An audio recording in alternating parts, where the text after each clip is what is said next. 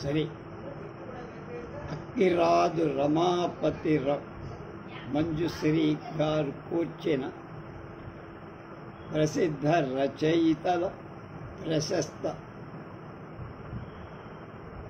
వ్యాస సంకలనం సాహితీ వైజయంతిలో 14వ భాగం 22/9/20 శ్రీ రాళ్లపల్లి అనంతకృష్ణ శర్మ గారి చాగయ్య గారి నాద సుధారసం. చాగయ్య గారి నాద సుధారసం. చాగయ్య గారు ప్రపంచానికి ప్రసాదించిన వరం గంగా నదిలాగా 3 మార్గాలలో ప్రవహించు. రామభక్తి, కవిత, గానం. ఈ 3 తత్వాలు పూర్వ జన్మార్జితమైన పుణ్యం చేతనే తప్ప మనుష్య ప్రయత్నంతో కాదు, ఆకస్మికంగా కాదు, లభించేవి కానంత గొప్పతనం ఇంచుమించుగా అయిన వంశపరంపరగా ఇంటి సొత్తుగా కూడా ఆయన పాలికి దొరికిందని చెప్పటానికి కావలసినంత సాక్ష్యం. చాగయ్యారి ప్రియ శిష్యుడై సౌరాష్ట్ర వెంకటరమణ భాగవతుడు తన గురువు గారి జీవిత చరిత్ర కొంతవరకు సంగ్రహంగా వ్రాసిపెట్టారు. దానిలో చాగయ్య గారి తండ్రి రామబ్రహ్మం గురించి ఈ మాటలు ఉన్నాయి. వీరు శ్రీమద్ రామాయణ, భాగవత, భారతాది ప్రసంగాదులలో ప్రవీణుడు. తంజావూరు తులసింగ మహారాజుగా సంస్థాన తుల్యాజీ అంటారు. రామాయణ ప్రసంగం చేసి రామనవమి, గర్భోత్సవం సరిపి అనేక సన్మానాలు పొందారు.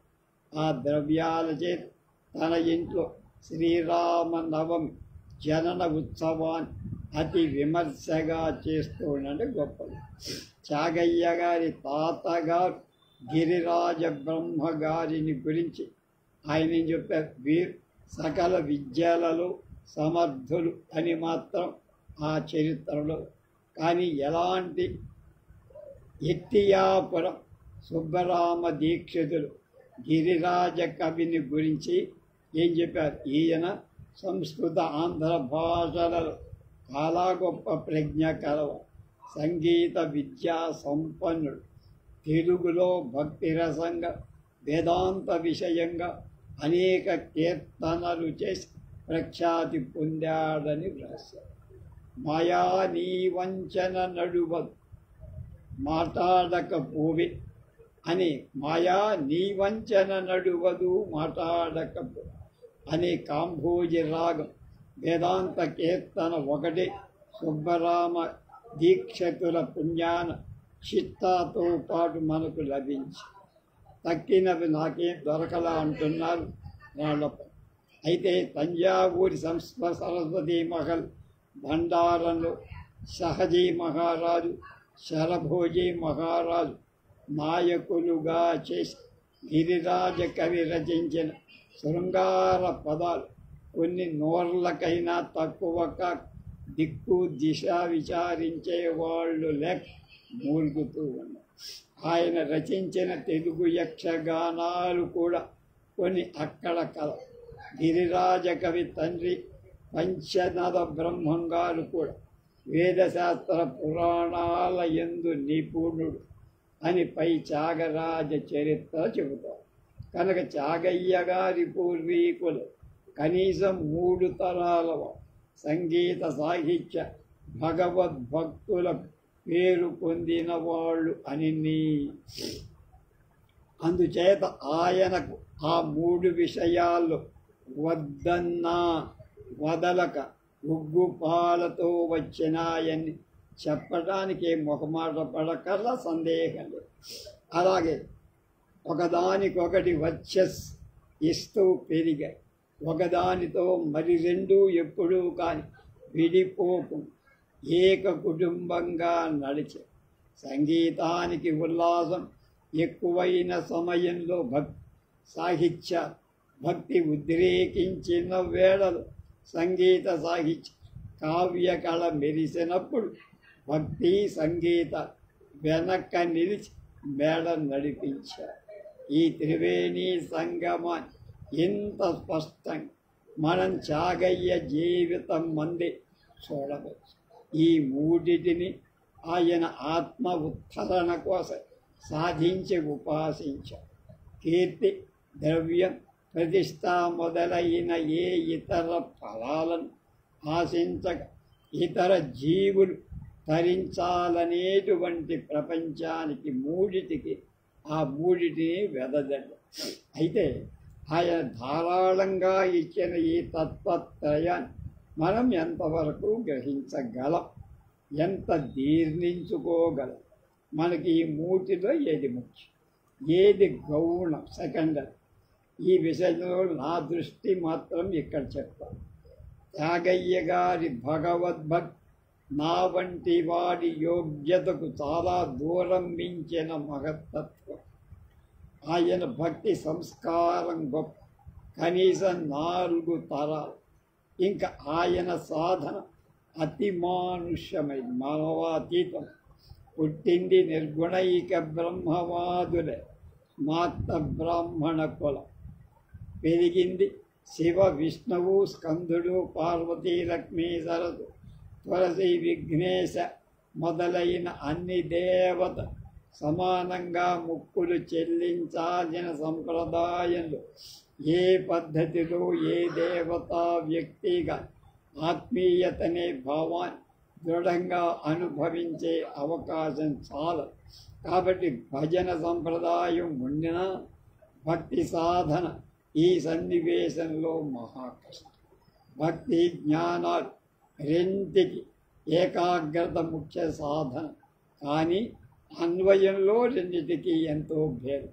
మనోమార్గాలను సంకోచపరచి నిర్గుణతత్వాన్ని సాధించే సోహం సిద్ధాంతం, జ్ఞాన మార్గం వాటిని వికాసపరిచి అనంత కళ్యాణ గుణ పరిపూర్ణ తత్వం ప్రత్యక్షీకరించుకునే భక్తి పంథ అయిన ఈ భక్తి మార్గాన్ని భిన్న రూప గుణ చరిత్రాదులు గల బహుదేవత పూజా పురస్కారాలు సాధకాలు కాజాలు.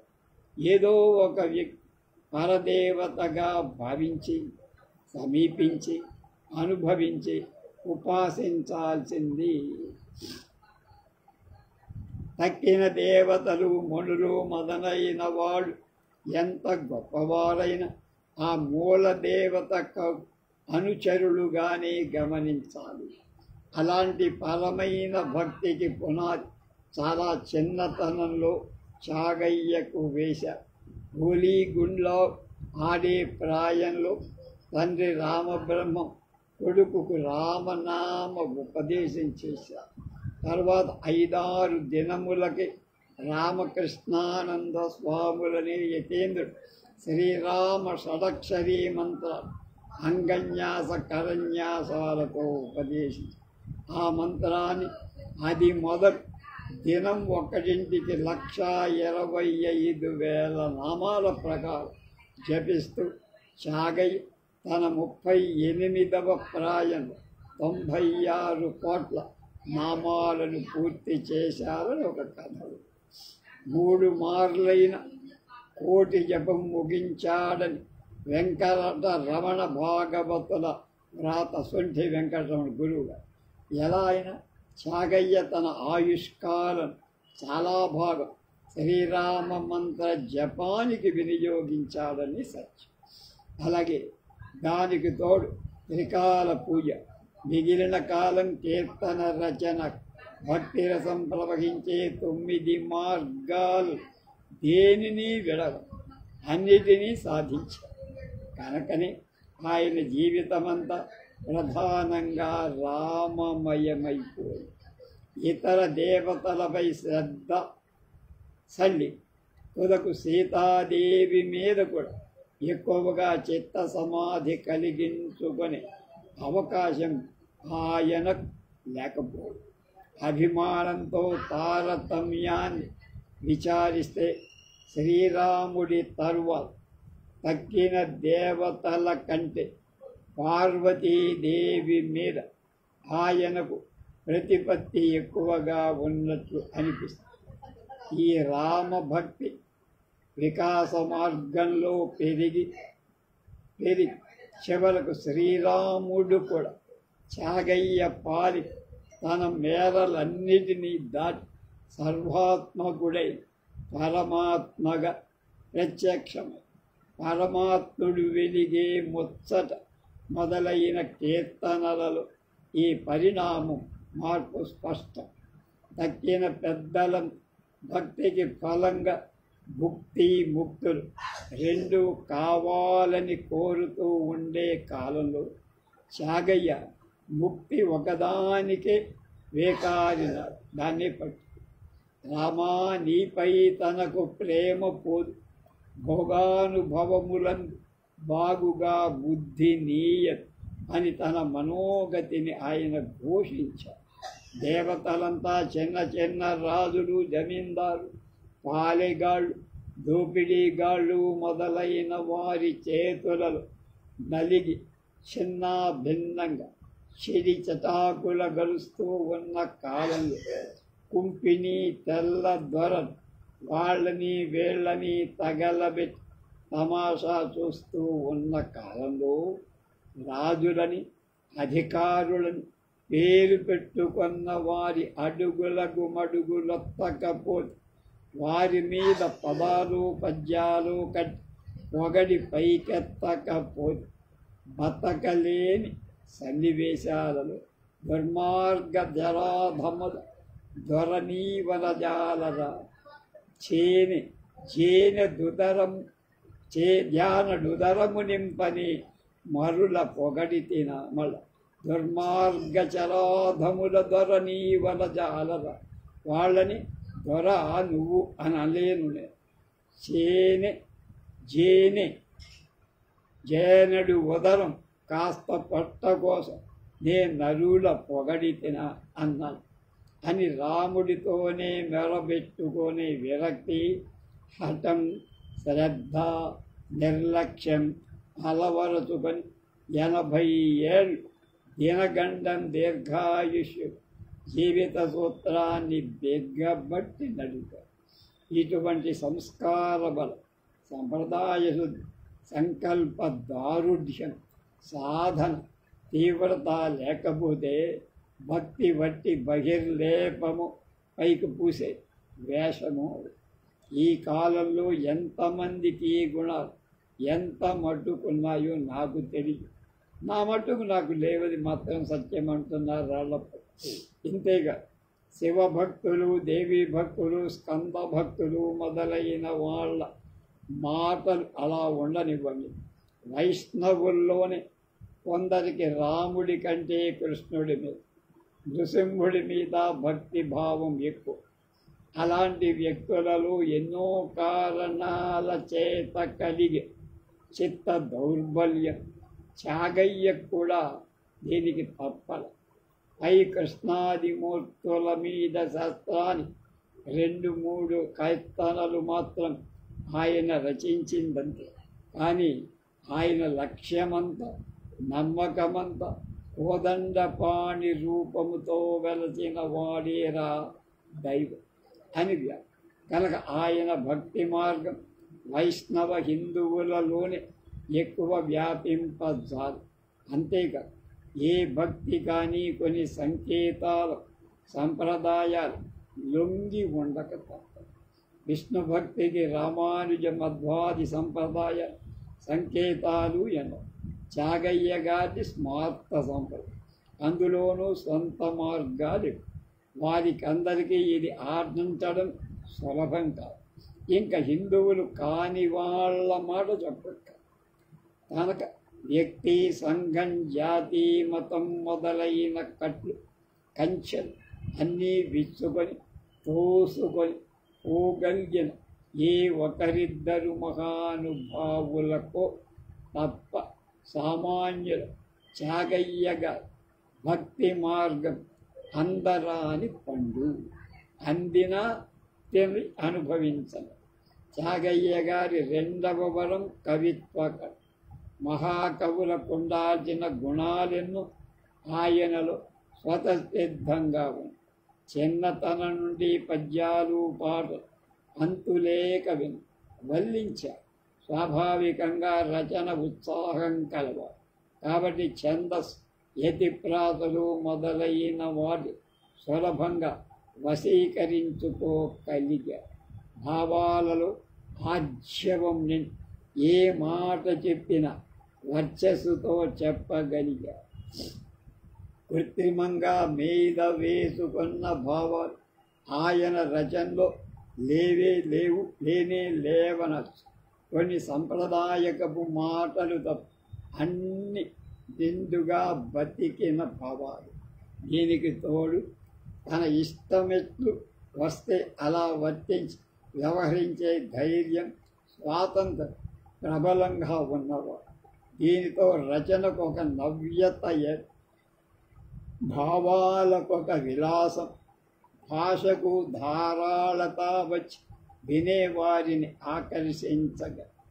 రామభక్తి తనకు ముక్తి, ఇవి రెండే భావనా విషయాలై కవితా కళ వలయం సంకుచితమైన దానిలోనే కొత్త కొత్త తోవలు తొక్కి ఆడే ప్రతిభా బలం ఉంది.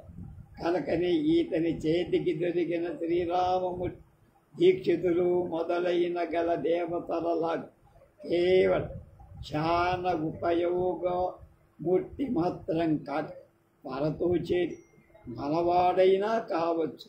దివ్యమూర్తి మనుషుల అంతస్తుకు దిగ.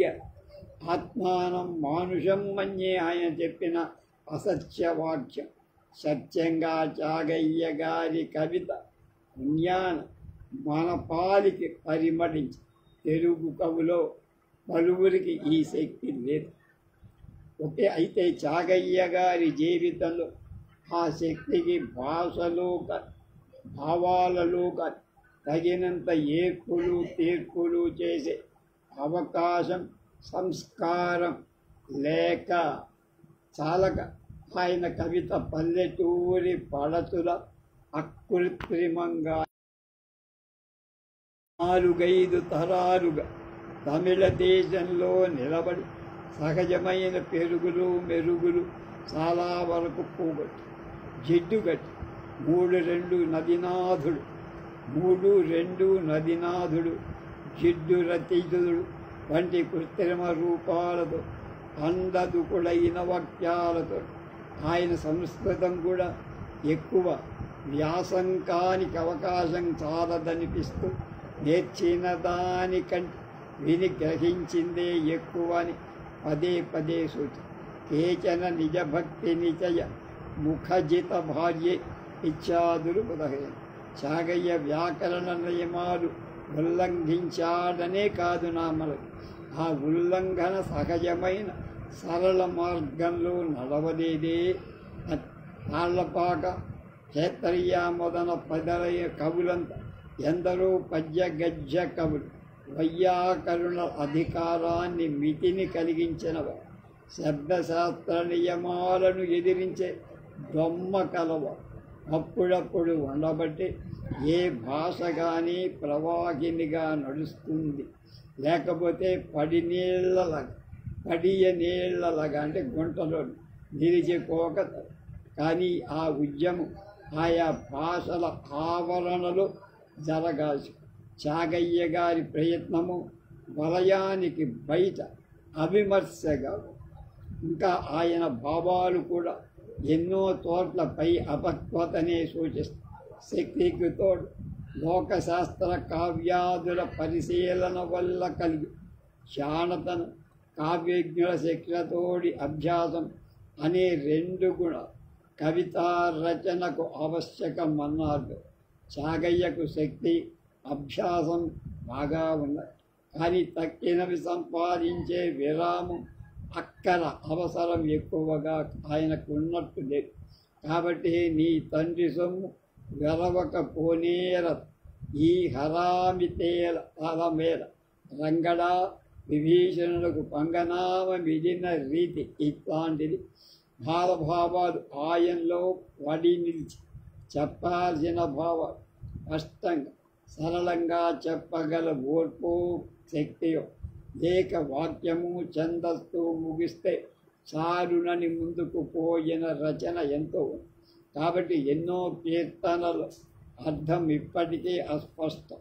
ఇదంతా ఆయన శిష్య ప్రశిష్యుడు తెలుగు తెలియక చేసిన అపరాధమని చెప్పే ఒక సంప్రదాయం. కొంత నిజం కాదు, కానీ చాగయ్య గారికి కూడా ఇందులో భాగం ఉండాలిగా, కనుక చెప్పకపోవటం సాధ్యం. ఆయనది తోచిన వెంటనే కూర్చిపెట్టిన ఆసు కవి మన సంగీత రచన లాంటి రాగం, తానం, పల్లవి, స్వకల్పన ఇలాంటి కర్ణాటక సంగీత స్వతంత్ర రచనలు గాయకుడు వల్లించిన దాన్ని వదలి తన సభ్యుల అదృష్టాన్ని నమ్మి నీవే గతిరా దేవుడా అని సాహసించి కల్పనకు దూకుతారు. ఆ తెగుదారి చొరవలు ప్రతిభావంతుడైన సురక్షితుడైన గాయకుని నుండి అతడు కాని మనం కాని కలలోనైనా ఊహించి ఉండని అపూర్వ అద్భుత రచనలు ఆవిర్భవించవు. ఆ ప్రయత్నంలో అపస్వరాలు అవలయ చొచ్చుకున్నా మనం వచ్చుకోవాలి కూడా. ఆ కళ స్వరూపం కనుక పట్టుకు సులభంగా దొరకని నాదకాలాలు, అర్థం లేని భావాలు రచించే విద్య. కానీ సంకేతబద్ధమైన వాగర్థాలతో చేయాల్సిన కవితాకళ, ఆ దారిలో నడవాల్సిన అవసరం గురించిన రచన మళ్ళీ నిదానంగా నెమరేసి చేర్పులు తీర్పులు చేసే అవకాశం చేయాల్సిన ధర్మం ఇందులో ఉంది. దీన్ని ఉపయోగించుకోలేకపోతే ఆ కళ అఖండంగా సిద్ధించి. కాబట్టి నిలుకొడ వలయు కృతికి ఆసు రచనలు కూడా అప్పుడప్పుడు అద్భుత రచనలు మెంచలు, కానీ కవికి ఆ సాకు పనికి రాకూడదు. చాగయ్య గారి కవిత ఈ ఆసు తరగతి ఆశ్చర్యం కలిగించే ముక్కలెన్ని ఉన్నా అఖండత చాలు. తెలుగు సాహిత్యంలో ఇతర కవుల రచన చవి చూసిన నాలుక చాగయ్య కవితలోని రసం చాలు. ఈ మాట సాహసమైతే మన్నించాలి. ఇంకా నిజంగా నా వంటి వారి పాలికి మిగిలిన ఆయన అనుగ్రహించిన గానం అది మహాప్రసాదం. దాని వైశాల్యం, గాంభీర్యం, విలాసం, వైదగ్ధ్యం, వైవిధ్యం అనిర్వచనీయం. దానికి అదే సార్. నిజం ఆలోచిస్తే చాగయ్యారు గారు ఆజీవమానం అఖండంగా అంతరంగంలో సాధించింది రామభక్తి యోగం, బహిరంగంలో అలాగే సాధించింది నాదయోగం. కవిత్వం ఈ రెంటికి పొత్తు కలిపే కొండి వంటి, అంటే గుడ్స్. ఇది ఈ రెండు మహాద్రవ్యాల ఒత్తిడిలో సన్నగి మసకై వంశ పరంపరతో వచ్చిన త్యాగయ్య గణాభిరుచి సొంఠి వెంకటరమయ్యనగా దోహదం లభించి మహావిద్వాంసుడాయి వాగ్గేయకాలు తంజావూరు సంస్థానం దర్బారులు ఉగాది పండగ నాడు మొదటి పాట కచేరీ చేసే అధికారాన్ని సంపాదించుకున్నవాడు.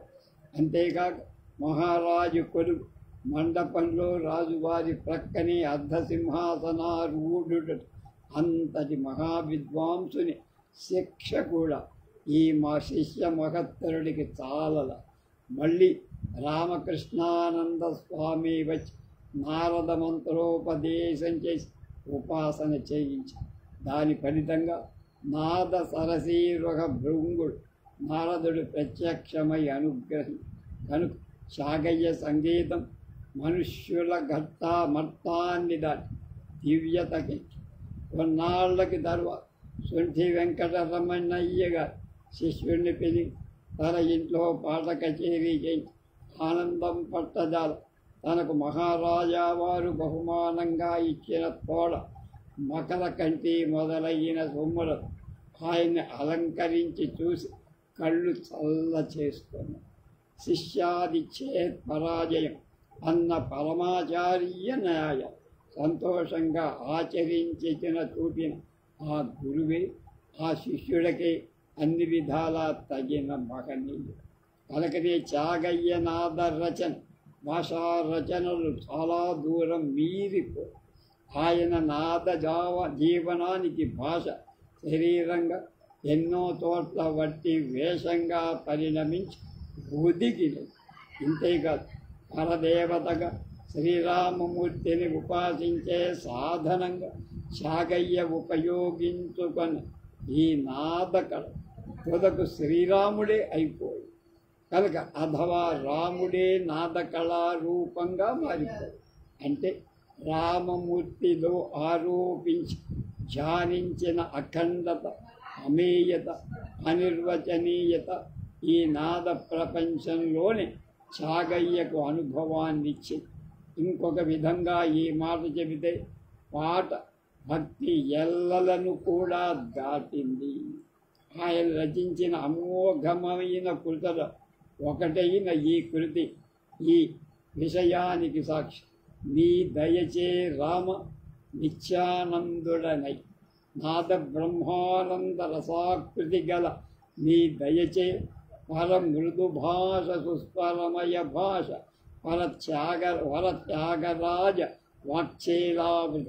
కాబట్టి నాదోపాసనకి శంకర నారాయణ విధులు వెలసింది ఓ మనస అని చాటేదాట ఆయన ధైర్యం సాకింది.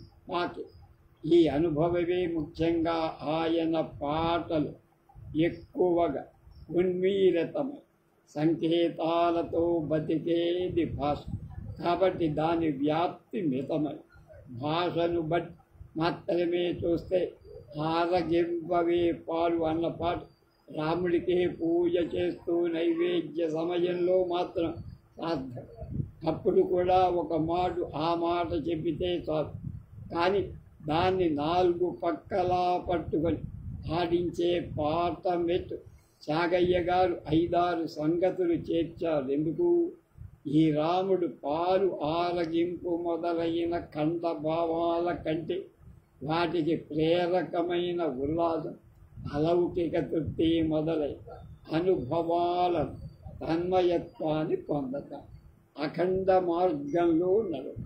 ఆ నాద రచన సోపానాలు కాదు, సంగతులు 5-6 అనే మత్సుకే కానీ శక్తి గలవాడు 5 నూర్లు 5 వేలు సంకల్పించుకోవాలి. కీర్తనలకు సంగతులు వేసి పాడే పద్ధతి త్యాగయ్యే ప్రథమాచార్యుడు. అదే నిజమైతే ఆయనకింతకంటే వేరే ఉద్దేశ్యం కానపడు. ఆయన తన కీర్తనలు భాషాభావాలను మాత్రమే ధ్యాని చల్లగా ముద్దుగా కష్టంగా ముత్తైదువుల పెళ్లి పాటల ఒక మాట పఠించి వదిలే వాడని ఈ సంగతులు నెరవళ్ళు స్వరకల్పనలు అన్నీ తరువాత విద్వాంసుల విపరీత కల్పనలని కొందరు ఊహిస్తారు. కానీ ఇది న్యాయం కాదు.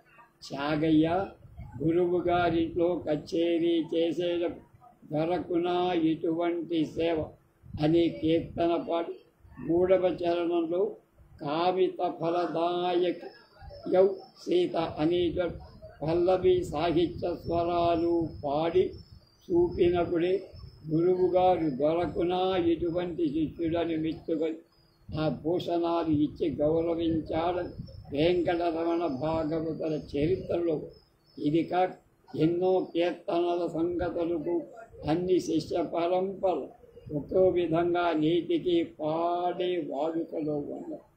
ఇంకా నాద సుధారసం విదను నరకృతయేర అనే కీర్తనలో సంగతులు ఆ నాద సుధారసమూర్తి రాముడే ఆడే మాటలైన త్యాగయ్యే ధ్యానించారు.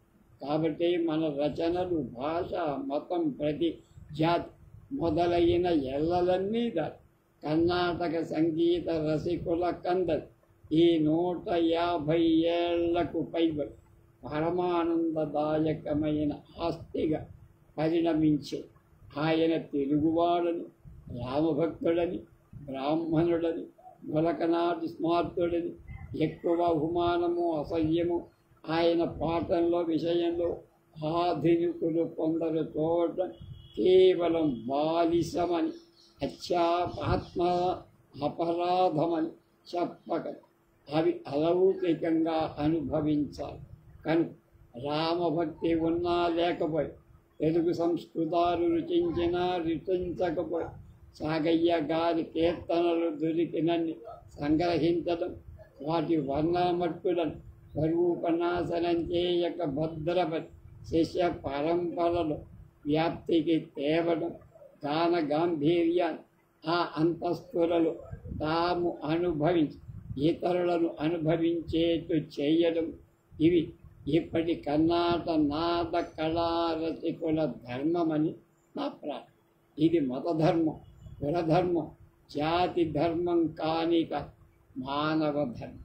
వివిధ భేదాలతో అడ్డగోడలు ఉద్రేకాలు పెరిగి అనాహూతాలై భూతాల పాలై పోతూ ఉండే ఈ మన దేశం చాగయ్య గారి ఈ గాన కళ పరస్పర స్నేహ సౌహార్దాలు సాధనంగా ఉపయోగి మనం ధన్యం కావాలి.